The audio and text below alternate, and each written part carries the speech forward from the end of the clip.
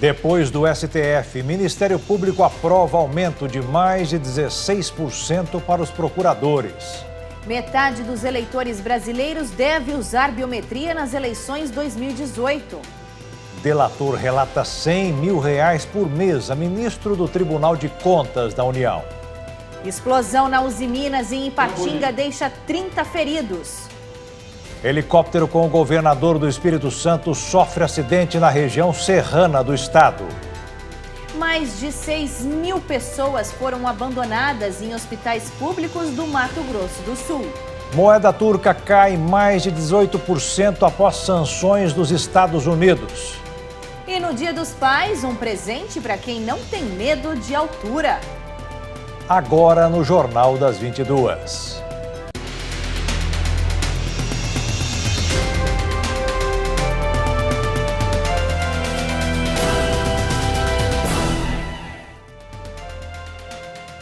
Olá, muito boa noite. Boa noite. O voto eletrônico acompanha o brasileiro desde o ano 2000. Agora, em 2018, uma nova tendência deve mudar a forma de identificar o eleitor. É a biometria. Com a ponta de um dedo, qualquer pessoa poderá ser identificada e assim escolher seu candidato no dia da eleição. De 146 milhões de eleitores brasileiros, mais de 87 milhões de pessoas já fizeram o cadastro biométrico. E a meta do Tribunal Superior Eleitoral é que até 2022, 100% do eleitorado já esteja registrado. Com os olhos, dedos e até a voz. A biometria vem se popularizando e sendo bastante utilizada no nosso cotidiano para o reconhecimento de pessoas com base em suas características físicas. Como cada pessoa é única e possui características singulares, com essa tecnologia é possível assegurar a legitimidade da identificação. Nas eleições, a biometria se tornou um item a mais de segurança. Segundo o Tribunal Superior Eleitoral, permite que o cidadão tenha o voto respeitado, sem fraudes, sem duplicidade. Desde as eleições municipais de 2000, todos os brasileiros escolhem os seus representantes utilizando a urna eletrônica. No entanto, na época, verificou-se que ainda havia a intervenção humana na identificação do eleitor. Com a adoção da biometria, o processo de votação praticamente excluiu essa possibilidade. Graças à tecnologia, utilizando-se da verificação das minúcias das digitais do cidadão e considerando que não há duas digitais iguais no mundo, se consegue garantir que aquele cidadão que está se apresentando ou se identificando por meio da sua digital numa sessão eleitoral é o próprio que fez o seu cadastro. Hoje somos 146 milhões de eleitores. 73,7 milhões de brasileiros, mais da metade, já estão aptos para votar. E ainda são mais de 87 milhões com a biometria registrada, ou seja, 60% do eleitorado. Em 2014, eram apenas 21 milhões, só 15% do eleitorado. Até 2022, o TSE quer chegar aos 100%. O prazo para registrar as digitais acabou no primeiro semestre deste ano e variou de estado para estado. Dos 9 estados que concluíram o cadastramento biométrico estão, além do Distrito Federal, Alagoas, Amapá, Goiás, Paraíba, Piauí, Rio Grande do Norte, Roraima, Sergipe e Tocantins. 22 dos 27 estados têm mais da metade dos eleitores cadastrados. Os 3 estados com as taxas mais baixas são São Paulo, Minas Gerais e Rio de Janeiro. Segundo o Tribunal Regional Eleitoral de São Paulo, o estado ainda não conseguiu concluir o cadastramento biométrico por conta do seu eleitorado expressivo. São Paulo tem o maior número de eleitores do país. São mais de 33 milhões de pessoas, o que representa 22,4% do eleitorado brasileiro. O TRE de Minas Gerais também diz que uma das principais dificuldades para a realização do cadastro tem relação com o tamanho do estado. Já o Tribunal Regional Eleitoral do Rio de Janeiro informa que tem se esforçado para aumentar o número de eleitores com biometria. O cadastramento biométrico é rápido. O eleitor deve ir ao TRE da sua cidade, levando o documento oficial com foto e comprovante de residência atualizado. Os dados são coletados por um scanner de alta definição. Além disso, é tirada uma fotografia e cadastrada a assinatura digital. A biometria é obrigatória e quem não se cadastrou pode ter o título cancelado. Uma novidade este ano é que o TSE lançou a nova versão do aplicativo Mesário, que existe desde 2016. Ele serve como uma ferramenta com orientações e instruções para complementar o treinamento dos mais de 2 milhões de colaboradores que irão atuar no processo eleitoral. Esse aplicativo já pode ser baixado gratuitamente pelo celular.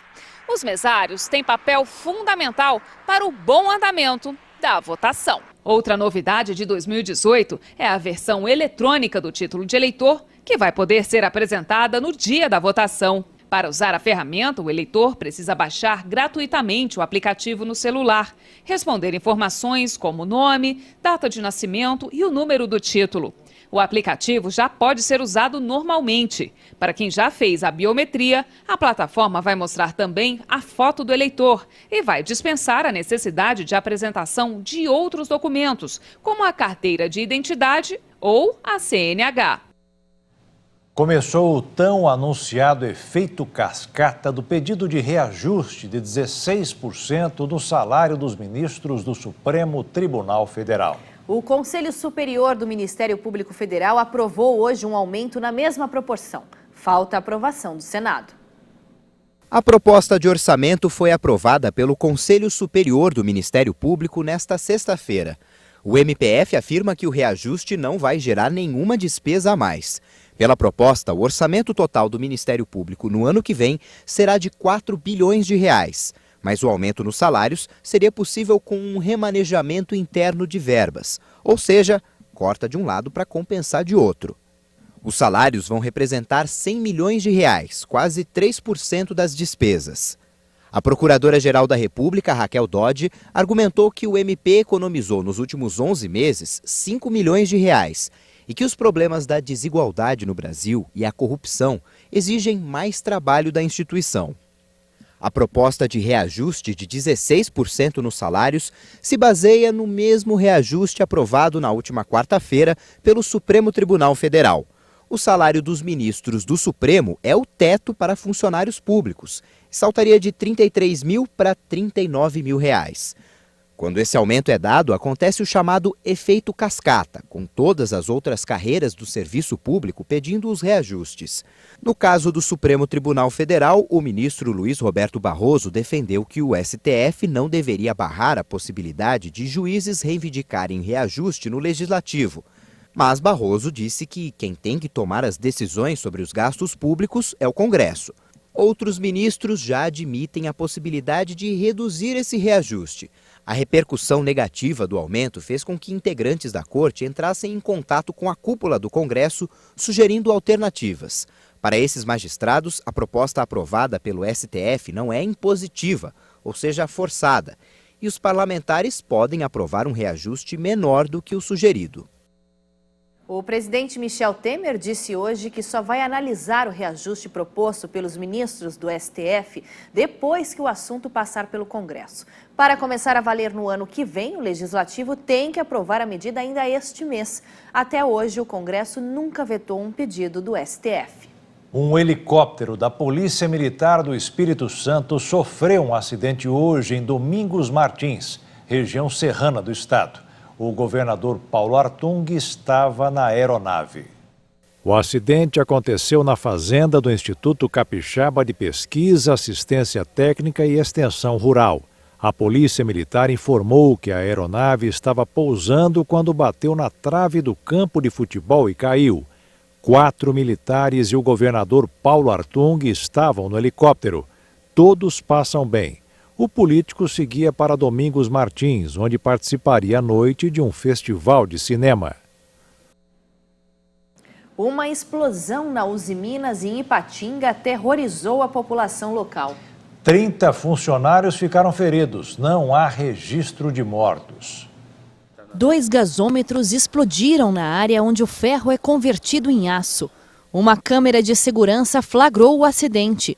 A forte explosão foi sentida em diversos bairros da cidade mineira do Vale do Aço. Explosão grande, explosão enorme que aconteceu, que nós assustamos aqui em casa. Quando eu olhei para o lado da usina, olha a fumaça. Aconteceu alguma coisa grave lá, viu? Porque foi um barulho imenso, enorme. Sangue de Jesus tem poder, ó. Olha a fumaça. Estamos longe. Nós estamos longe ao fogo lá, ó. Perigoso. Nossa, Deus, vai queimar que tem. Vai explodir mais, tem. Só Jesus para ter misericórdia. Os trabalhadores deixaram a unidade rapidamente. Explodiu. É o gasômetro. Meu Deus, vamos correr. É gás. O acidente aconteceu na hora do almoço. A maior parte dos funcionários estava no refeitório, longe do local que explodiu. Brigadistas da empresa fizeram os primeiros atendimentos.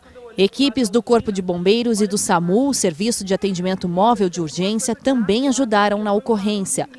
A polícia isolou a área e ajudou a orientar a população. Por precaução, a Câmara de Vereadores foi esvaziada. A Uzi Minas informou que a tubulação de gás foi bloqueada para evitar contaminação.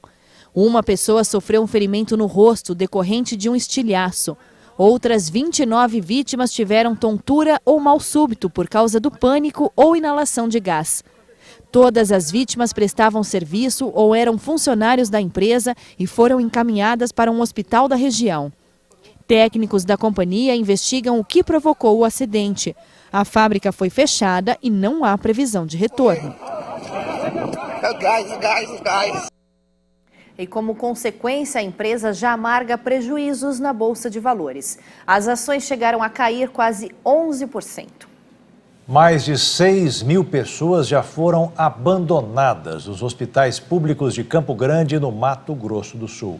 Em muitos casos, os familiares simplesmente desaparecem. Só no maior hospital da cidade há pelo menos 8 pessoas nesta situação.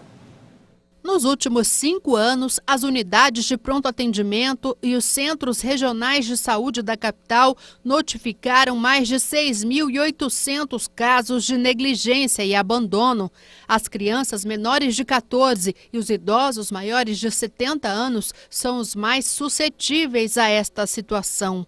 O último caso registrado em Campo Grande ainda não teve um desfecho satisfatório. Um paciente de 55 anos, apresentando um quadro de pneumonia, foi levado até a UPA Santa Mônica por um vizinho. Ele tem dificuldade de locomoção, está bastante debilitado, não tem autonomia para se cuidar sozinho. Este senhor foi atendido, medicado e liberado. Isso já faz 2 semanas. Até agora, nenhum familiar dele apareceu para buscá-lo. Primeiro a gente tenta resolver internamente, com a ajuda de outros profissionais, em especial o profissional de serviço social, entra em contato com a família, conversa, traz o familiar para dentro da UPA, outros profissionais como o enfermeiro, o técnico de enfermagem e o médico dão orientações a respeito de como deve proceder com esse paciente em casa e é tentado dessa forma internamente resolver esse problema. No caso mais recente, foi necessário um outro encaminhamento que pode resultar em penalidade para o responsável. Quando isso extrapola a parte interna, a gente aciona a Secretaria de Serviço Social e, eventualmente, quando isso não tem resultado positivo, é feito, então, um encaminhamento para a parte do Judiciário. No maior hospital do estado, a Santa Casa de Campo Grande, pelo menos 8 pacientes ainda encontram-se internados porque foram abandonados por seus familiares. É comum o paciente receber alta e, por alguma razão, não poder ir para casa. O paciente é responsabilidade dos seus familiares quando ele passa a não depender mais da unidade hospitalar. Há, inclusive, casos muito especiais, como no caso do idoso, que tem um estatuto, e a criança, mesma coisa, né, que tem leis específicas que protegem e lhe dão o direito dessa guarda familiar. Mas cada caso é um caso, então os casos são analisados um a um, para se definir de quem é essa responsabilidade, quem deve fazer isso e tomar as medidas cabíveis para que a pessoa possa voltar para o seu lar. E veja a seguir, Lava Jato no Rio, mira ministro do TCU e deputado do PP. E ainda, com a saída de Iniesta, Messi é o novo capitão do Barcelona.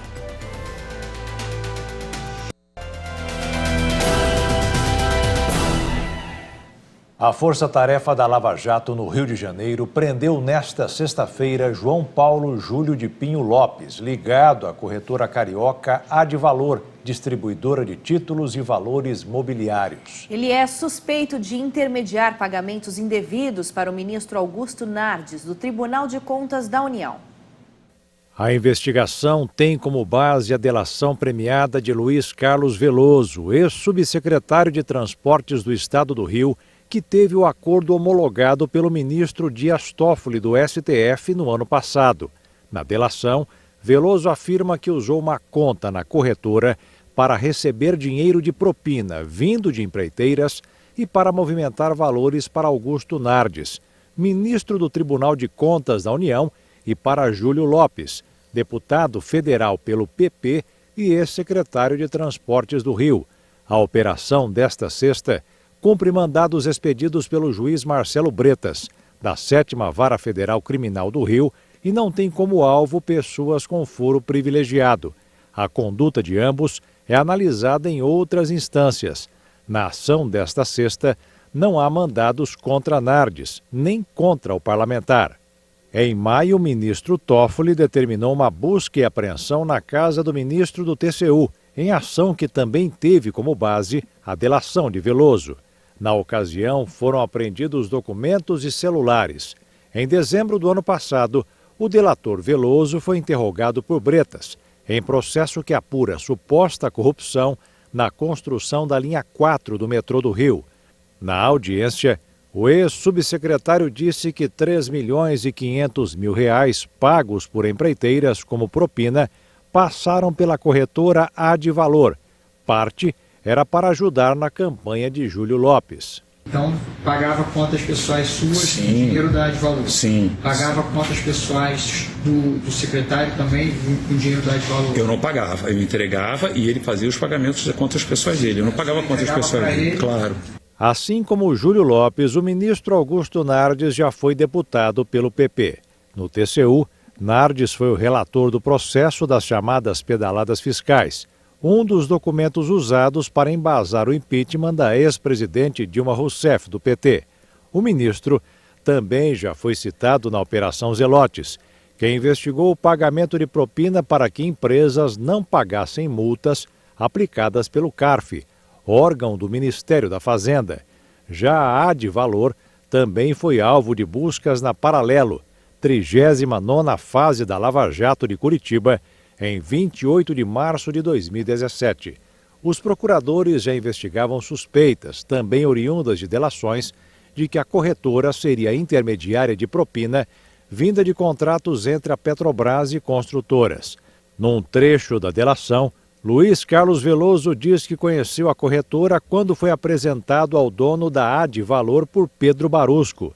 Barusco é ex-gerente da Petrobras, condenado na Lava Jato, que devolveu 267 milhões de reais, dinheiro de propina. Segundo Veloso, Barusco apresentou a corretora em razão do pagamento mensal de R$ 100 mil ao ministro Nardes. Por meio de nota, o ministro Augusto Nardes informou que jamais teve qualquer relação com a corretora de valores mencionada e não conhece a pessoa objeto do mandado de prisão. O ministro refuta as acusações e informa que está à disposição das autoridades. Já a defesa do deputado federal Júlio Lopes afirma por meio de nota que seu cliente não tem nenhuma relação com os fatos em apuração, bem como com os alvos da operação policial de hoje. Nós não conseguimos contato com a defesa de João Paulo Júlio de Pinho Lopes e nem com a corretora Advalor. A Força-Tarefa da Lava Jato apresentou hoje uma denúncia contra Guido Mantega e Antônio Palocci, ambos ex-ministros da Fazenda nos governos de Lula e Dilma Rousseff. Mantega e Palocci foram denunciados por lavagem de dinheiro e corrupção passiva e ativa, envolvendo a edição das medidas provisórias 470 e 472, que teriam beneficiado diretamente empresas do grupo Odebrecht. As duas medidas provisórias foram criadas em 2009. A MP 470 permitiu que empresas exportadoras, como a petroquímica Braskem, do grupo Odebrecht, parcelasse praticamente sem multa e juros dívidas decorrentes da extinção do chamado crédito prêmio do imposto sobre os produtos industrializados.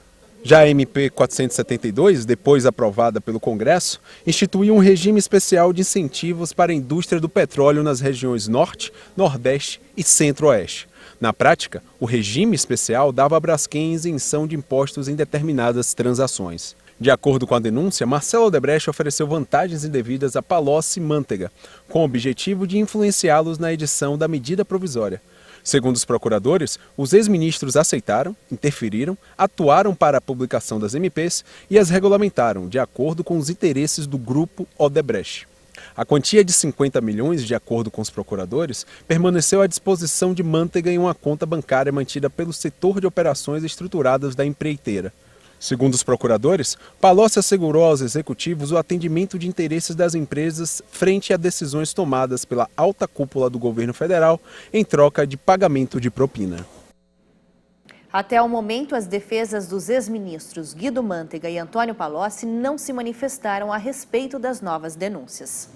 A Polícia Civil de Pernambuco realizou uma ação contra as fraudes na Prefeitura de Paulista, na Grande Recife, a operação chamada Chaminé.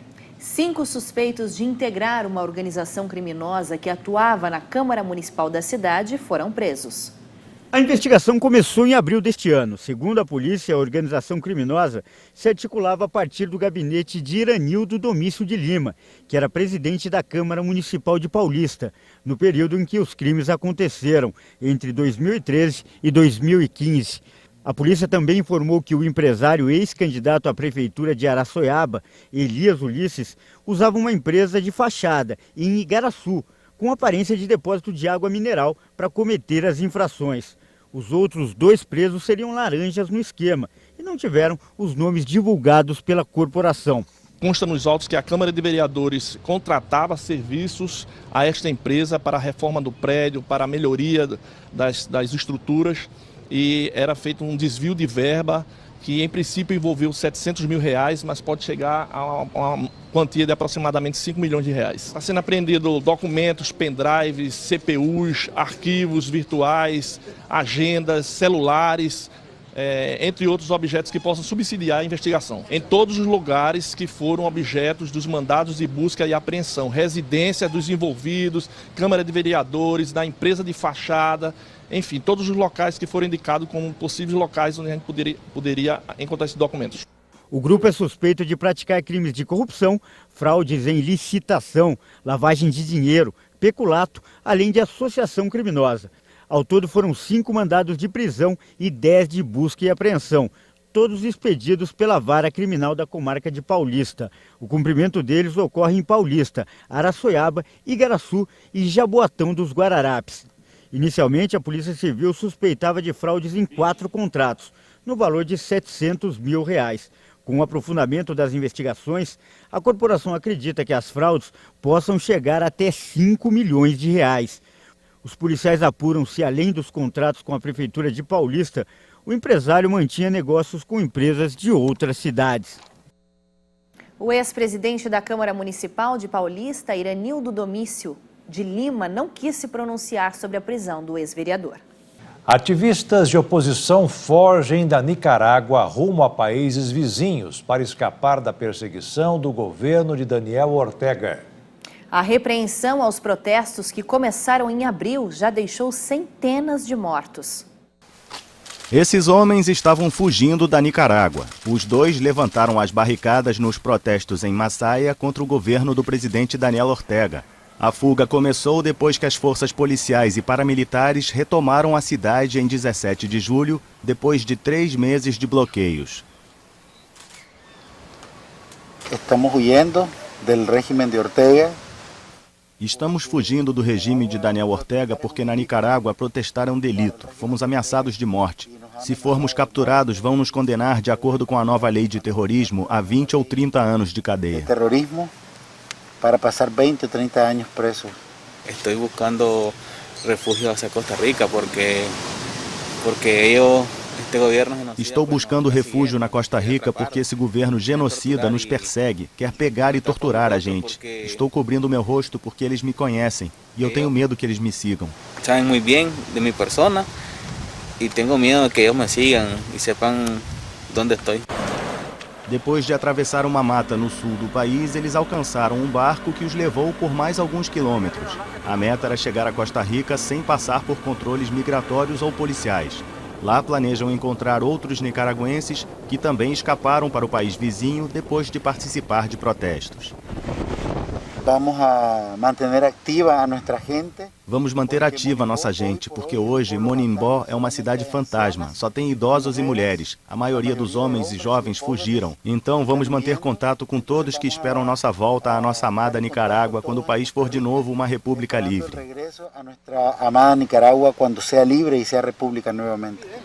A embarcação os deixou em uma praia costarriquenha onde um amigo os esperava em um veículo. Milhares de nicaragüenses saíram do país devido à perseguição e à deterioração econômica gerada pela crise. A maioria foi para Costa Rica, mas muitos escolheram Honduras, Panamá ou Estados Unidos. Segundo o governo da Costa Rica, entre 100 e 150 pessoas entram todo dia pelo posto de fronteira de Penhas Blancas. O número não inclui imigrantes ilegais. E veja a seguir, redução do ICMS faz com que as vendas de diesel aumentem quase 50%. E ainda, a pesquisa revela que morador de Paris fuma o equivalente a 9 maços de cigarros por dia.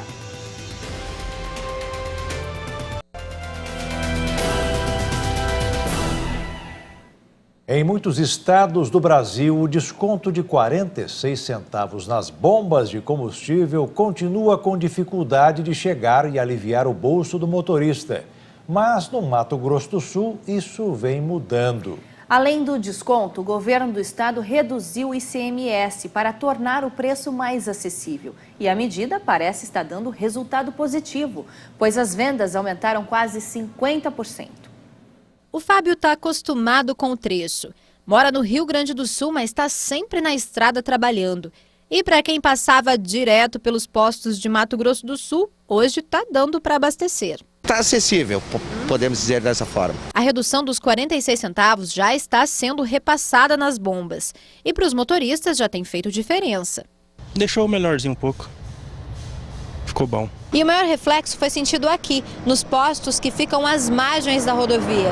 Com preços mais baixos, aumenta a competitividade. E com isso, o volume de venda do diesel, por exemplo, cresceu 47% na média dos últimos 2 meses. A Agência Nacional do Petróleo divulgou que as distribuidoras venderam 118.920 metros cúbicos de diesel aos postos em junho. Em maio, por exemplo, o volume tinha sido de 81.979. É o maior volume comercializado em 17 anos. Isso impactou no volume de vendas acima de 46% no mês de junho e julho. Teve posto até que chegou quase a 80% no mês de junho, que foi o primeiro mês, alavancando as suas vendas. Então isso foi muito positivo para o setor. Na cidade, a competitividade também aumentou devido à queda no preço da gasolina. Hoje o valor médio do litro na capital sai a R$ 4,09. A situação melhorou para o consumidor depois da greve, mas ainda é um desafio para os negócios dos donos de postos. É bom para o consumidor, mas o preço tem que ser justo para o consumidor e para o revendedor. E o revendedor hoje está em situação bastante delicada. Se você observar ao longo das principais artérias aí da capital, nós observamos bastante postos fechados temporariamente ou alguns até definitivamente. Bem, o brasileiro sentiu no bolso e a venda de combustíveis caiu no primeiro semestre do ano. Veja essa e outras notícias nos destaques da economia. Abastecer o carro está cada vez mais caro e um dos reflexos desse cenário foi comprovado em uma pesquisa do IBGE. A venda de combustíveis caiu 6% no primeiro semestre. Mas se para o consumidor o preço está pesando no bolso, para os donos de postos o resultado não foi ruim. A receita com a venda desses produtos subiu 9,6% no mesmo período. Já o comércio amarga um resultado negativo por causa da greve dos caminhoneiros. As vendas caíram 0,3% em junho na comparação com o mês anterior. É o segundo resultado negativo consecutivo, acumulando perda de 1,5% em 2 meses. De acordo com o IBGE, esse ainda é um reflexo da greve do setor de transporte, que provocou desabastecimento e queda no consumo. E se alguns reclamam de prejuízos, outros faturam como nunca. Mesmo o Brasil vivendo a pior crise financeira da história, um seleto grupo não tem do que reclamar. Uma consultoria britânica colocou o Brasil em 13º lugar entre os países com mais multimilionários. E esse grupo é bem restrito. Faz parte apenas quem tem uma fortuna de pelo menos 500 milhões de dólares. O Brasil tem, de acordo com a pesquisa, 130 multimilionários, número que cresceu 18% entre 2016 e 2017. A publicação listou 2.208 pessoas. O mais rico do país é o empresário Jorge Paulo Lemann, que tem uma fortuna estimada em 29 bilhões e 200 milhões de dólares.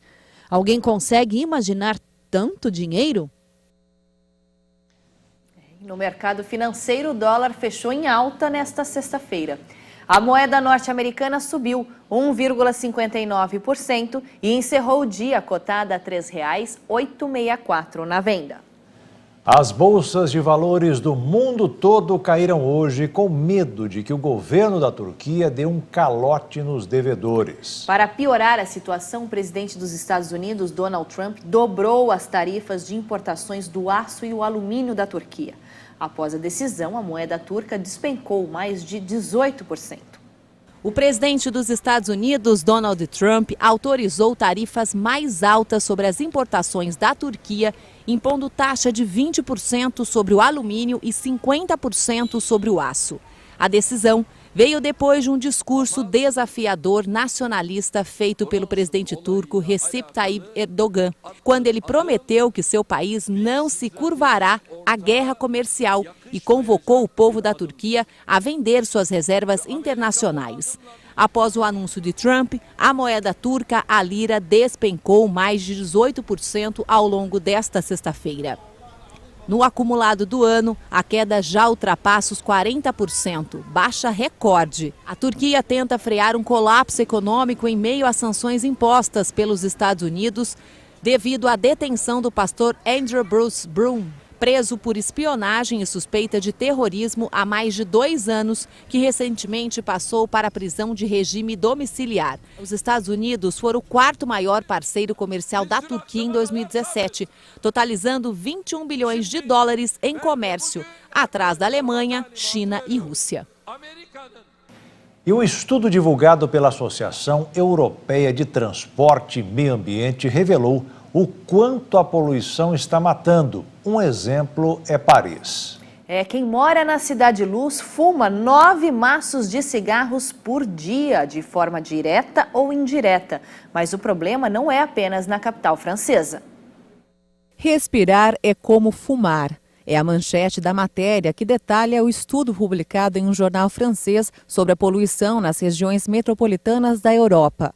A poluição do ar é tão intensa nas capitais europeias que basta passar alguns dias passeando pelo velho continente para respirar equivalentes tóxicos presentes nos cigarros. O método é extraído de uma técnica do Instituto Americano Berkeley Earth, segundo o qual respirar 22 microgramas de partículas finas tem o mesmo efeito para a saúde do que fumar um cigarro. Assim, morar, por exemplo, em Paris durante 1 ano e ser exposto ao ar da capital francesa neste período equivale a fumar 183 cigarros ou 9 maços de cigarro. Mas Paris não é a capital onde o ar é mais poluído na Europa. Entre as 10 cidades analisadas pelo estudo, Praga, capital da República Tcheca, e Istambul, na Turquia, são as campeãs, seguidas por Milão, na Itália, e Londres, capital do Reino Unido. Visitar esses locais, mesmo por poucos dias, também tem um impacto em sua saúde. O coordenador das pesquisas disse que é como se obrigássemos os turistas a fumarem, inclusive as crianças. A Comissão Europeia afirmou que a poluição é uma das principais preocupações dos cidadãos europeus. A questão começa também a preocupar os turistas, que estão deixando de escolher alguns destinos para poupar sua saúde. E veja a seguir, Ministério da Saúde faz campanha publicitária polêmica e recua após repercussão. E ainda, que tal surpreender neste Dia dos Pais com um presente inusitado?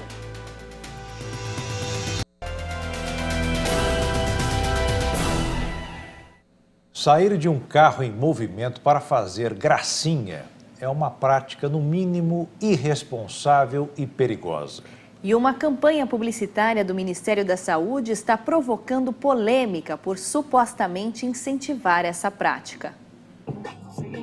O vídeo mostra o personagem Zé Gotinha dançando fora do carro.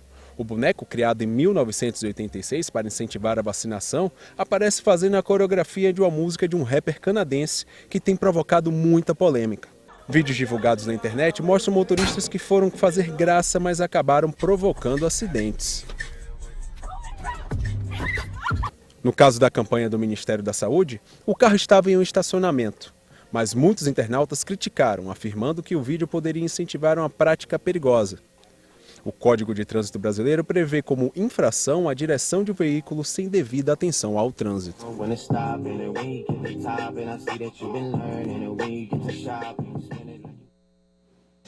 Em comunicado, o Ministério da Saúde informou que realiza de forma permanente ações com outros órgãos para reduzir acidentes e evitar mortes no trânsito. Ainda segundo a pasta, a campanha publicitária foi cancelada para não incentivar condutas perigosas. E neste Dia dos Pais, que tal dar um presente inusitado? Para quem gosta de adrenalina e não tem medo de altura, tem um passeio especial. A pessoa fica a apenas 1 metro de altura do chão, mas parece que está pulando de paraquedas. E dá para fazer outras manobras.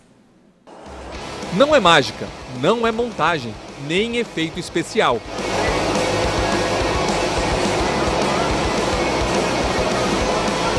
É voo mesmo, body flight, voo do corpo, paraquedismo dentro de um túnel de vento. Parece um grande liquidificador. O túnel tem 8,5 metros de comprimento.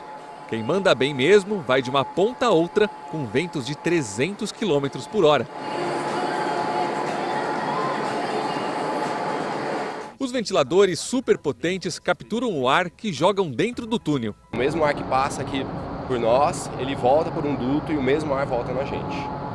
Então é um sistema bem moderno. E dependendo do nível do participante, a brincadeira vai ficando mais difícil.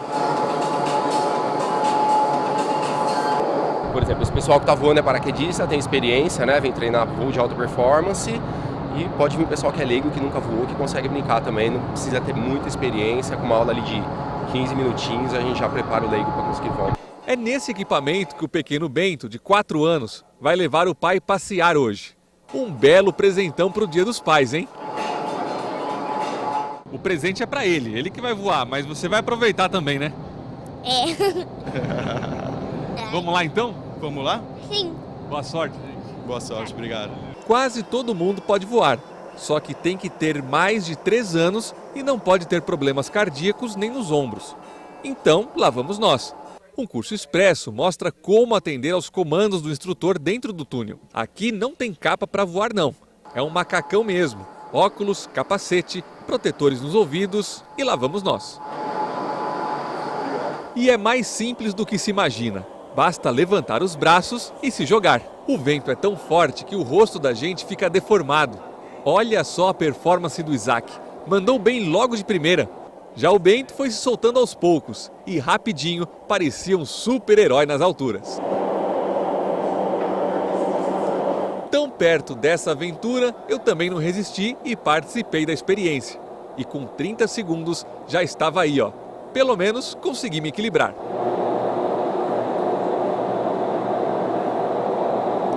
Depois de alguns minutos de adrenalina, realmente a sensação é indescritível. Eu não tinha expectativa de me familiarizar tanto, é bem legal. Ficou com vontade agora de pular de paraquedas? Agora eu tô com um pouco mais de vontade, né? Só falta um pouco de coragem. Eu acho que isso aqui foi o impulso final para ter essa coragem. Qual a nota para esse presente de Dia dos Pais? Olha, poderia ser 10, mas na verdade eu acho que é 11, 12, 13, tá? E você, gostou de voar? Gostei um pouco, mas tudo deu certo, eu fiquei um pouco de medo, mas tudo deu certo. Gostou do presente que você deu para ele? Vai querer dar outros desses? Vai voar mais vezes? Sim. Parabéns. É isso aí. Valeu o presente de voar pertinho do paizão. E como eu fui nessa aventura, hein? Foi bem, né? Soltei bastante. Se você olhar a maioria do tempo, você voa sem assistência, que é o que a gente tenta fazer mais ou menos com quem não tem experiência de voo, não tem técnica. É tentar vocês deixar vocês voando com o mínimo de assistência possível. Então vocês foram bem, você voou super legal. É, mas esse show de acrobacia eu deixo pra quem sabe voar.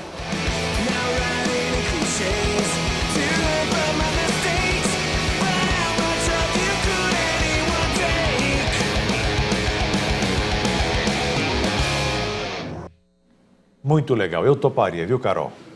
Que bom. Dia dos Pais tá aí, hein? Tá aí, vamos ver. E olha, essa menina aqui vai sair de férias, vai estar conosco a partir de segunda-feira, a Débora Evangelista, comandando comigo aqui o Jornal das 22. Boas férias, viu, Carol? Ok, muito obrigada e feliz Dia dos Pais aí nesse domingo. Muito obrigado, para sua família também. E olha, o jornal está acabando agora.